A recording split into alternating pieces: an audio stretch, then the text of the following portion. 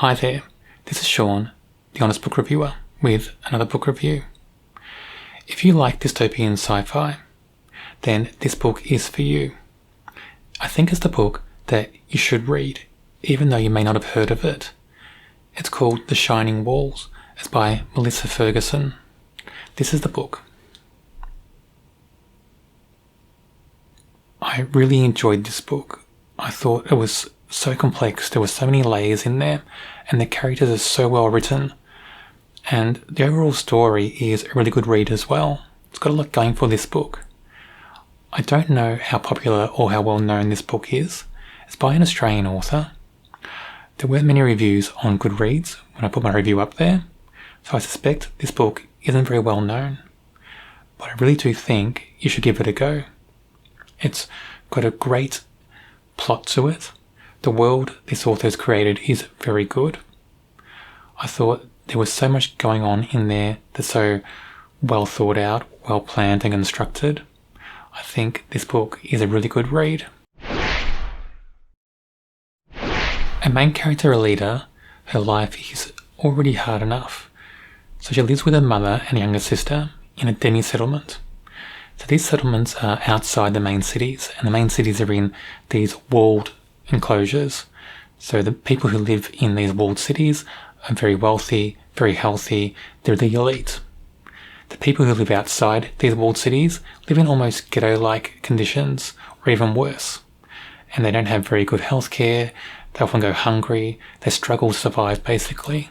So a main character lives in basically a shanty hut or a small place that is not very well protected, not very well sheltered.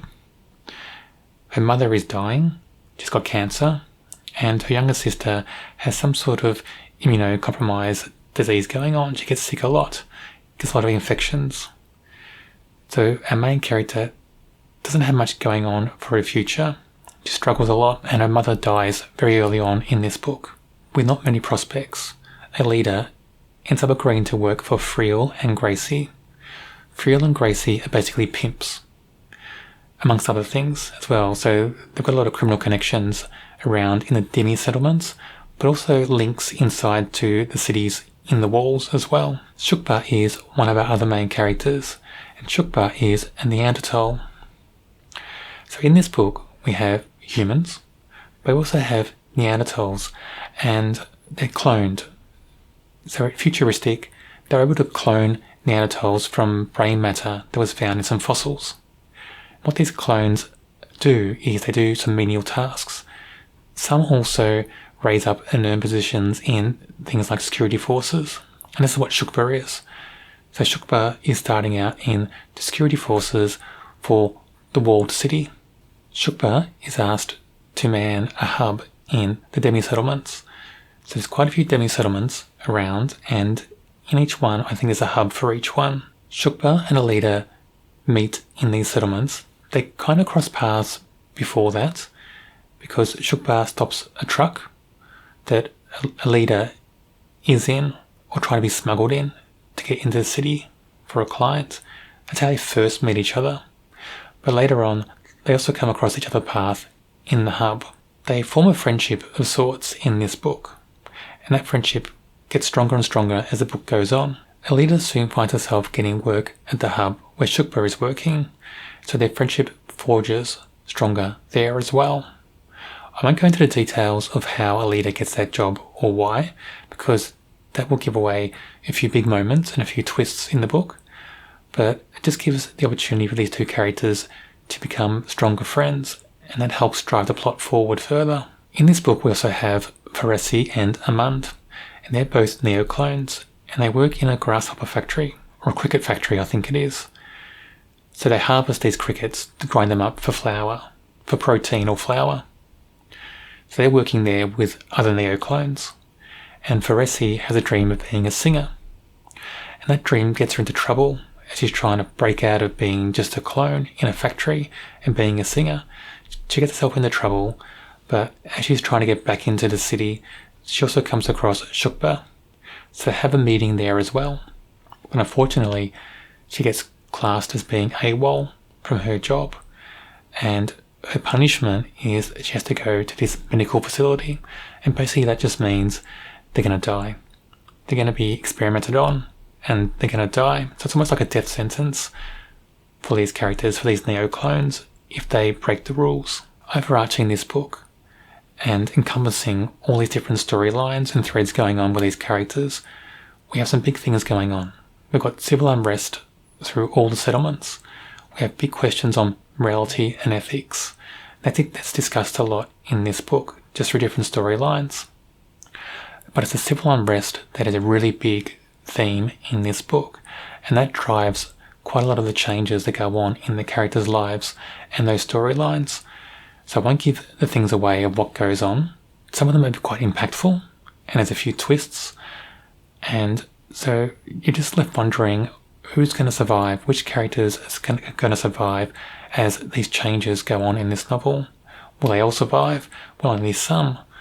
What's going to happen to all our main characters? And that adds a bit of suspense as well in this book, and a few thrills. So while we've got the dystopian world going on, we've got a bit of sci-fi, also got some good thrills, suspense, and a bit of drama going on as well. The characters in this book are all so well written, so well crafted.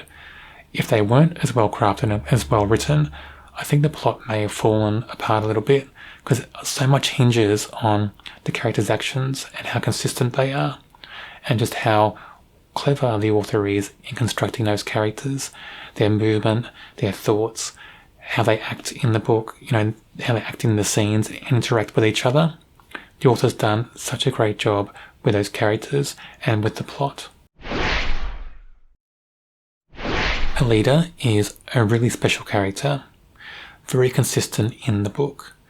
The author does so much with her because she's got such a harrowing life. She goes through so much in this book, and the author just expresses everything so well for this character. You feel everything, and you engage with the character so much. She's so complex, and she has so many different emotions in this book, and each is described so well and presented to us in such clarity that I think this character really is a special character. Shukba is another great character in this book, and she has such good character growth as well. She faces so many moral dilemmas through her storyline, and you really get to feel her distaste and her anger towards decisions that she's forced to make, and also choices that her superiors make in this book. So remember, Shukba is in the security forces, and she's on the lower ranks of that, and being a Neanderthal, she's not allowed to really rise above where she is, and she has to basically be obedient to what humans, or sapiens as they call them in this book, want to do. So even if she knows the sapiens, the humans, are doing something wrong, she can't intervene. She can't force the issue. And that doesn't sit well with her, and you get to see all these things going on in Shukba's mind. And the author has done such a great job of doing that, presenting that to us. Because almost in a way, she's presenting to us racism, in a way, in this book. And Shukba is the vehicle, the voice for that thread in this book. Gracie, who's kind of one of our villains, one of the pimps that Alida decides to work for a bit in this novel. Gracie is a good villain.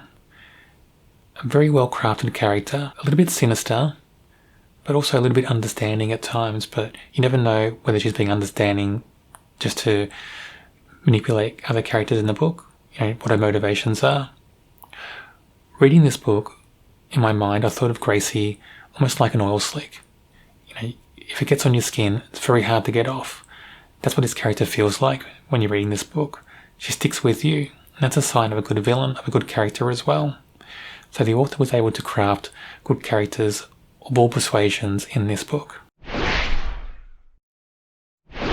The Shining Wall by Melissa Ferguson is an excellent book.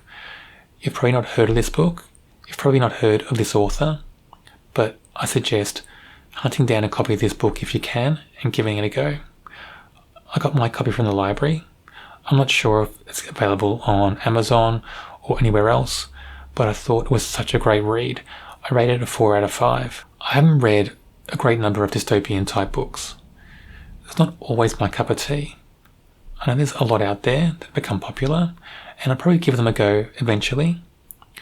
but I thought this was a really good read, and it's made me interested in dystopian books actually. I do hope that if I read more of them, that they're as good as this. I will read other sci-fi books and do book reviews and put them up on my channel. If you don't want to miss out on those, check out my channel and subscribe. Also, check out the sci-fi fantasy playlist on my channel. It should be on your screen now.